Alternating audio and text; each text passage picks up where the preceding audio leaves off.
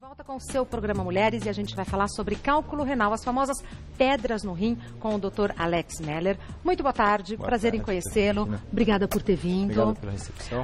Doutor, por que as pedras se formam no rim da gente? Bom, primeiro, boa tarde aos telespectadores. E tem várias causas, na verdade, né? É uma união de fatores. Quase sempre os cálculos se formam por pouco líquido, excesso de sódio na alimentação e excesso de proteínas. Então isso seria uma regra geral.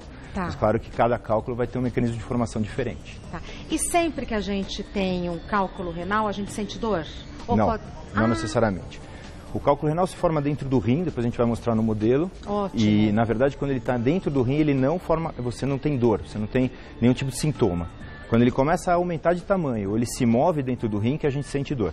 Porque a dor, na verdade, é causada pela obstrução na passagem da urina. É isso que causa a dor, não é a presença do cálculo. Então, a pedrinha tem que estar num tamanho razoável para causar dor, porque aí que ela vai obstruir. Exatamente, exatamente. Normalmente, os cálculos acima de 5 milímetros podem ter esse sintoma. Os cálculos renais acima de 10 milímetros podem dar sintoma mesmo só pela presença. Quanto maior o cálculo, maior a chance dele dar sintoma. E por que a dor vem de repente? E é aquela dor que as pessoas falam assim, que é uma dor de deixar a pessoa prostrada? Então, porque a gente tem, na verdade, dentro do rim, a gente tem vários canais onde se formam os cálculos. E esses canais se unem para um canal único que vai até a bexiga. Esse canal muito fino chama ureter. E quando o cálculo sai dos canais que estão dentro do rim, entra nesse ureter, por ser muito estreito, eles causam obstrução da passagem urinária de forma abrupta. Aí vem a cólica. E por que... Qual é a função do rim? O rim, na verdade, ele é uma espécie de filtro que serve para ajustar na gente algumas substâncias que a gente tem, que a gente come, que a gente precisa excretar isso na urina. Então, ele é uma forma de filtrar nosso sangue e tirar algumas substâncias e segurar outras. Então, ele é um grande filtro. E quando ele filtra algumas substâncias formadoras de cálculo, você pode formar cálculo. É mais ou menos isso. Porque eu queria saber por que as pedras se formam no rim. Por isso. Por isso. Porque é o filtro que fica como se ficasse sujo. A gente pode imaginar um filtro mesmo, e aquele líquido que está passando por ali retém algumas partículas que cristalizam. Perfeito. Esses pequenos cristais se unem e formam uma pedra. Nós temos umas fotos, vamos ver? Vamos ver. Aí, o que é isso? Nossa, olha essa daqui. Então, esses são tipos de cálculos diferentes. Então, esse cálculo à esquerda, o primeiro, é um dos cálculos mais comuns, que é feito de cálcio, como o de baixo. Então, esses cálculos são à base de cálcio. Esse que parece uma flor é cálcio? Isto, exatamente. De cima, tá. O cálculo é formado por cristais, como se fosse uma pedra, uma rocha. Por cristais? Cristais. Então, é como se fosse uma pedra de rio. E aí, esses cristais vão se juntando por cargas elétricas e formam essas imagens. Tá. Então, quando você pega um cálculo na mão, ele é duro, como uma pedra de verdade. Tá. Aqueles outros cálculos têm mecanismos de formação diferentes. Esse que parece o gengibre e o de cima que parece um cérebro. Isso, eles têm bactérias envolvidas. E esse, principalmente de baixo, como você falou bem, parece um gengibre. Ele é um cálculo bem grande. Esses cálculos podem chegar a 4, 5 centímetros. Centímetros? Imagina centímetros. E eles ocupam o rim como um todo. Esse cálculo, graças a Deus, ele é bem raro. Ele acontece em menos de 5% dos casos. Mas ele é um cálculo chamado cálculo coraliforme, justamente porque ele tem esse formato de coral. Mas não dá para identificar que esse cálculo está se formando quando ele é pequenininho, antes dele chegar nesses 4 centímetros? A maioria deles são assintomáticos quando pequenos, mas esse em especial, ele cresce de forma bastante silenciosa. Então, muitas vezes o paciente não percebe mesmo. E quando ele já percebe, geralmente é por causa de uma infecção, e você pode já encontrar um cálculo já formado nesse tamanho, sem o paciente ter tido algum sintoma anterior. Cirurgia na hora. Isso. Esse cálculo sempre é cirúrgico. E esse de cima, que parece um cérebro? Esse cálculo também tem mecanismos de infecção envolvidos, mas esse cálculo em especial é um cálculo de fosfato.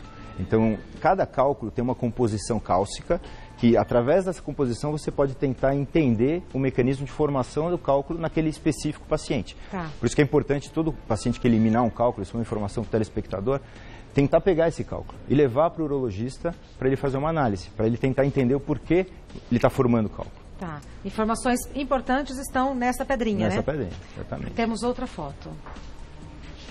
O que é isso? Isso, na verdade, perdão, está ao contrário, né? Ficou de ponta cabeça, mas assim... Mas o que é isso? Isso é uma tomografia. Uma tomografia. Né? Eu vou chegar mais perto aqui só para mostrar. O cálculo está aqui. Ó. Esse é o cálculo, tá? Então, na verdade, o rim é essa imagem aqui. Tá de ponta cabeça. Isso daqui esse é o cálculo? Isso, exatamente. Então, a tomografia é o exame hoje mais usado para identificar cálculo. Eles vão virar foto para a gente ter bonitinho aqui. Para dar a informação correta, né, doutor? Isso. E eu só consigo identificar na tomografia? Não. Ou numa ressonância, no exame de consultório? Na ultrassonografia é o jeito mais fácil, é o jeito mais comum e é o menos complicado, né? A tomografia é o jeito mais preciso, porque na tomografia você consegue identificar precisamente o tamanho do cálculo, isso. Tá. Você consegue identificar o tamanho do cálculo, a posição do cálculo. Aqui, por exemplo, o rim é esse feijãozinho, ele está na parte inferior do rim. Então, seria um cálculo que a gente chama de polo inferior. E, além disso, você consegue ver a densidade do cálculo, saber se ele é muito duro ou não, porque isso vai definir o tipo de tratamento que você vai fazer depois. E quando que é indicado tomografia, quando que é indicado ultrassonografia? A princípio, a gente usa a ultrassonografia como uma triagem. E a tomografia é indicada quando o paciente já identificou no exame anterior um cálculo ou em caso de crise. Se o paciente tem uma crise, uma dor, aí a tomografia é a primeira indicação. Tá. Nossa, porque eu já vi gente assim, eu já vi homem forte, grande, assim, se prostrar de dor. Rastejar no chão. Boa, doutor. Rastejar no chão de dor. Isso é mesmo. E mulheres que já tiveram parto normal, falam, olha, a dor do parto é grande, mas a do cólica de rim é mais ainda. Existe uma crença que a gente tem a dor da cólica renal como a terceira dor mais forte do corpo humano. A primeira seria do infarto, a segunda é uma doença de um nervo facial e a terceira seria a cólica, mais forte que o parto normal. O que a gente tem na mesa, doutor? Vamos lá.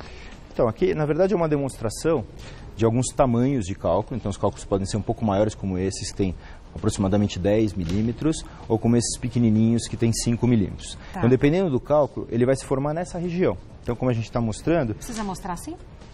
Ou já deu para ver? É assim. O senhor pode repetir, por gentileza? Sim. Vamos lá. Então, aqui a gente tem alguns cálculos maiores. Esses cálculos aqui, na verdade, tem mais dificuldade para tratar. E alguns cálculos menorzinhos. Os cálculos menores são os mais comuns, que muita gente às vezes elimina sem perceber. E os cálculos maiores são os cálculos que muitas vezes dão mais cólica renal e precisam de alguma intervenção, algum tratamento. E esse aqui que a gente está simbolizando com arroz são os intermediários. Exatamente, exatamente. E aqui? Então, e o que é isso aqui? Esse é aquele lá que parece? Esse é um exemplo de cálculo coraliforme. Então você vê que ele forma e ele vai ocupar essa parte interna do rim. Claro que esse modelo não é feito exatamente para esse cálculo, mas ele vai ocupar isso aqui. E aí quando você vai tratar esse tipo de cálculo, você precisa acessar o rim como um todo. Ele fica aqui? Isso, ele fica exatamente nessa posição. É um cálculo renal ou a gente está usando um... Não, esse é um modelo. Isso esse é um artificial, artificial. Mas o real se parece muito com isso. Se parece muito com isso. Imagine a dor. Olha a obstrução que faz. Isso, exatamente. E aqui é basicamente a anatomia renal, né? Então aqui a gente tem os cálices renais, que são as regiões onde você forma o cálculo. Aqui, na verdade, é onde você tem os filtros. Então, essa demonstração aqui em desenho são os filtros, chegando os vários canais que filtram nessa região. Então, aqui seria o filtro. Então, o cálculo, quando ele se forma aqui, nessa posição, geralmente.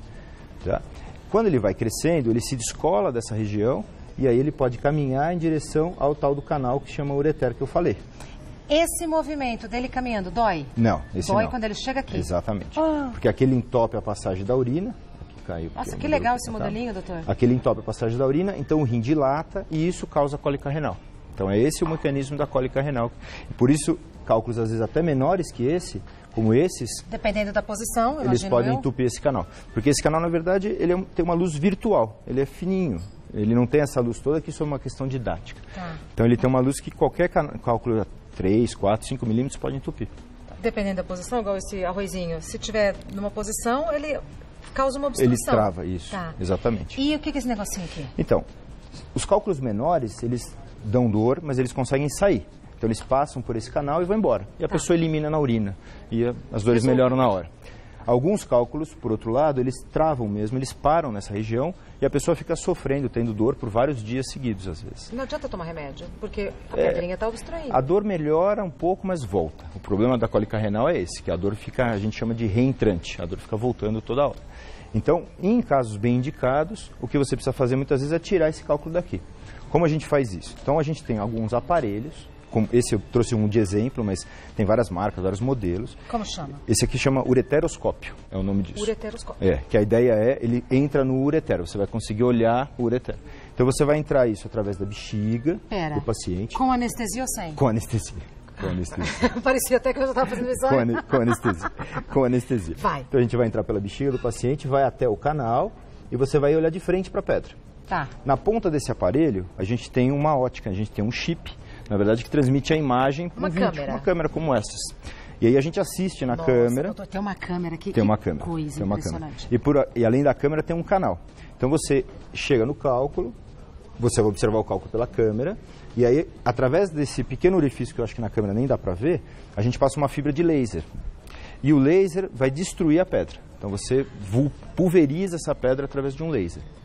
Um laser parecido com um Jornada nas Estrelas mesmo, um laser de verdade. Então, quando assim, vulgarmente a gente ouve, não, vai bombear, bombardear a pedra, é isso? Não, bombardear a pedra é por fora.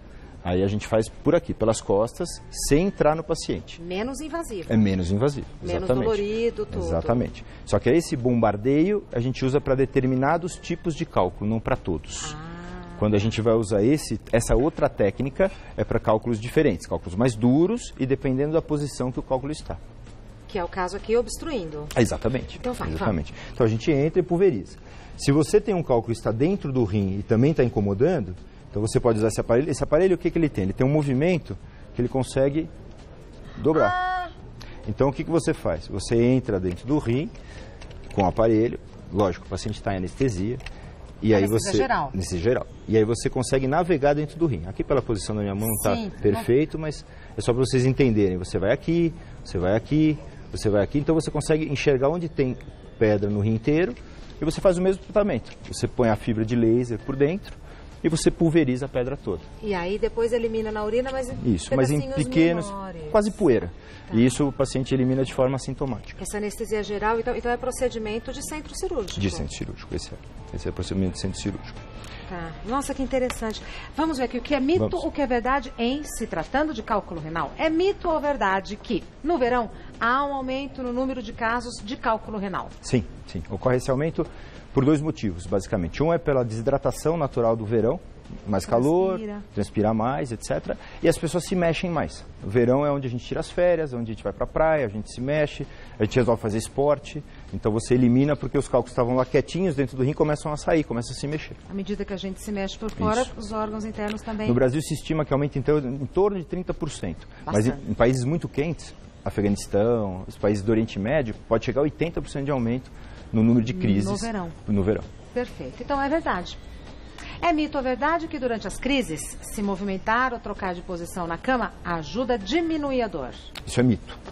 Mito? E essa informação é importante para o telespectador, porque o grande diagnóstico que a gente confunde cólica renal é cólica lombar muscular, que a gente também chama de lombalgia, que atinge uma parcela enorme da população.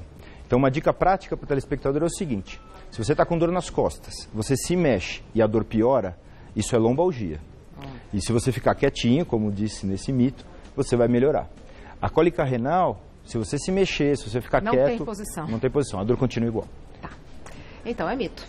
Agora, é mito ou verdade que o chá de quebra-pedra dissolve os cálculos? Isso é mito, né? E na verdade é um mito que muita gente acredita ainda. O que acontece, só tem um estudo com uma determinada planta, que é indiana, que chama Philanthus niruris, que mostrou que essa planta ingerida em grandes quantidades aumenta o poder diurético. Então você conseguiria urinar mais, mas ela não dissolve os cálculos. E o grande problema no Brasil, especialmente, é que tem várias plantas sendo vendidas como quebra-pedras, porém elas não foram testadas. Elas não foram testadas cientificamente. E fitoterápico também tem uma contraindicação?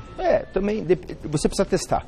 O que eu sempre falo para os pacientes é o seguinte: se você nunca toma líquido e alguém fala para você, tem um chá especial aqui, se você tomar 2 litros por dia, você vai ficar ótimo e vai melhorar as suas pedras, você na verdade está tomando líquido. Podia ser o chá, podia ser água, podia ser suco, né? Não necessariamente esse chá. Perfeito.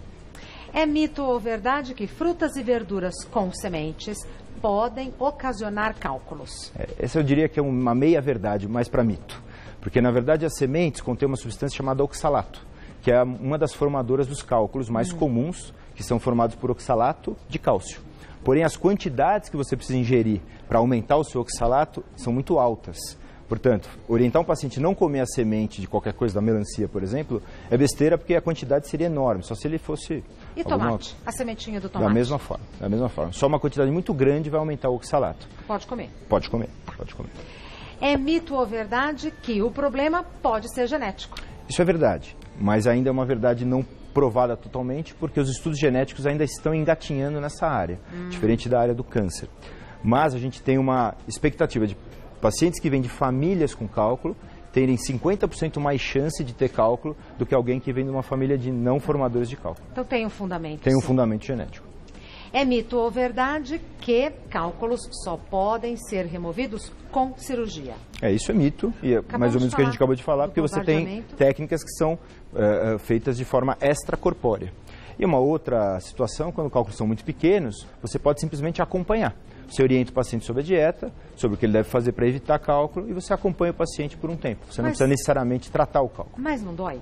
Se o cálculo for pequeno, até 5 milímetros, ele não dói, e o paciente fica, vamos dizer assim, vivendo com esse cálculo dentro do rim. Tá. O que a gente analisa é se ao longo do tempo o cálculo aumenta de tamanho. Perfeito. Se ele aumentar de tamanho, você precisa tratar. Tá, então é acompanhamento mesmo, acompanhamento. Né, doutora Alex? É mito ou verdade que o cálculo renal pode ser sintoma de doenças renais e intestinais? É verdade porque tem algumas doenças intestinais que mexem com a absorção de determinadas substâncias do nosso organismo. Então, dependendo do que você tem de doença intestinal, é claro que aí tem uma gama enorme de doenças, sim, mas você pode acabar absorvendo mais ou menos substâncias. Fazendo um rápido parênteses, no rim a gente tem substâncias que formam cálculo e substâncias que protegem. Então, por exemplo, se você não absorver direito uma substância protetora, você vai formar cálculo por ausência de substância protetora. Perfeito. Se você comer demais as formadoras, você vai formar cálculo porque você forma mais do que protege. Então, é um desequilíbrio. Entendi. Próximo, é mito ou verdade que ingestão de bebidas cítricas ajuda a prevenir as pedras no rim? Isso é verdade. Verdade? É verdade. Ajuda, e a gente orienta o paciente a ter um hábito de consumir frutas cítricas, especialmente limão, ou forma de limonada, ou a própria fruta, laranja, etc. Tá. Porque a gente absorve uma substância chamada citrato. O ácido cítrico, ao ser absorvido no organismo, se transforma em citrato, que é um dos protetores que a gente comentou, perfeito, que evita. Perguntas das nossas telespectadoras, dos nossos telespectadores. A Luana Moraes pergunta: no ano passado tive 4 pedrinhas, 2 em cada rim, que saíram naturalmente após uma grande crise. Por já ter passado por este problema, corro mais risco de sofrer com cálculo renal novamente? Luana, infelizmente sim. Isso ocorre. Porque a formação do cálculo, na verdade, por características tanto de dieta quanto genéticas, aumenta a incidência do primeiro formador, aumenta a incidência de repetição. Quanto isso? A estatística em torno de 5 anos é de 55% de chance. Então, nossa, a Luana tem 55% de chance de formar outro cálculo dentro dos próximos 5 anos. Então, precisa de acompanhamento médico. Tá. Próxima pergunta foi enviada pela Sofia Alencar. Como é a recuperação da cirurgia tradicional para pedra nos rins? E a técnica de implosão? Qual é mais eficaz? Sofia, essa resposta é complexa, mas eu vou tentar resumir. Então, a cirurgia tradicional foi essa que a gente mostrou, que foi feita por dentro da bexiga. Então, a recuperação normalmente é 1 dia de hospital e aproximadamente 1 semana de repouso, mas esse repouso é um repouso relativo. Dói. Dói um pouco para caminhar, etc. Então, a gente pede ao paciente ficar mais em repouso. Alguns pacientes mais dispostos, em 3 dias já se recuperam completamente. A técnica da implosão, sem dúvida, ela tem uma recuperação muito mais rápida, não é uma técnica invasiva. Normalmente o paciente já volta a trabalhar no dia seguinte, mas lembrar que quando a gente implode, os pequenos fragmentos têm que sair. Então, no momento que você implode, você pode ter cólicas no dia seguinte ou depois, para você eliminar os pedaços. Tá. Próxima pergunta foi enviada pela Vanessa Dias. Quais exames que detectam cálculo renal nas mulheres? E eu emendo, e nos homens? Na verdade, nos dois seria o que a gente comentou. A ultrassonografia seria a primeira detecção e a tomografia para cálculos ou quando você já detectou na ultrassonografia ou cálculos sintomáticos, paciente que chega com dor. Né? A única exceção aí seriam as mulheres gestantes. Aí as coisas mudam um pouco, porque a gente não pode fazer tomografia na gestante, ou não deve. Nossa. Então a gente tem que usar a mão da ressonância e outros exames. Crise nos rins durante a gestação. Grávida. É complicado. E elas têm um pouco mais de crise nessa época. E aí o que faz, doutor?